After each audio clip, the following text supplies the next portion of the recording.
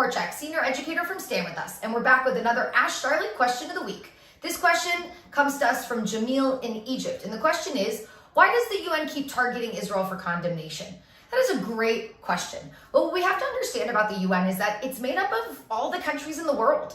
And so, unfortunately, sometimes there's a built-in bias against Israel because many of the countries that are part of the UN are not democratic, not freedom-loving countries. And there's also an element of countries don't want to be targeted themselves. And so if all of the countries in the Middle East or all the countries that are committing human rights violations and war crimes and other things don't want to be targeted, well, they can all point to the same scapegoat, which is Israel, and just focus their attention on Israel, not calling out each other and therefore not being called out themselves. Now, I'm not going to sit here and say that Israel sometimes doesn't do things that deserves condemnation. My only argument, and I think the argument of most Israelis and Zionists would be that if you're going to condemn Israel for something, well, then you should need to condemn everybody else who's doing the same thing. And that doesn't seem to happen. So unfortunately, there's this element that the Jew among nations, i.e. Israel, now has become the target of what historically was anti-Semitism, this scapegoating, this blaming of the Jew on all the ills in the world today. And so, as a result, we see with this built-in majority in the UN, it is easy for these people to just focus their attention on Israel and continuously pass resolutions against Israel.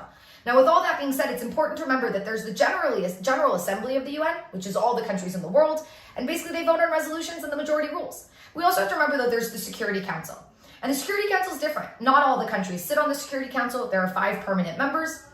And when resolutions are being passed in the Security Council, those 5 permanent members, the United States, Britain, France, China, and Russia, they have veto power. And so very oftentimes, very extreme resolutions against Israel are not passed in the Security Council because they are extreme, they are unwarranted, and therefore they are oftentimes vetoed by the ally of Israel, the United States. So there's a lot of complexity here, but I think the main issue is that, unfortunately, we look at the UN that's supposed to be this body representing the world, but really it's a bunch of countries. And those countries ultimately are going to focus on their own interests, and they're going to make sure that if they're doing something wrong, they want to divert attention to somebody else. And unfortunately, there's been a consensus in the UN that they can divert their attention to Israel and scapegoat Israel and focus more on Israel to avoid people focusing on them.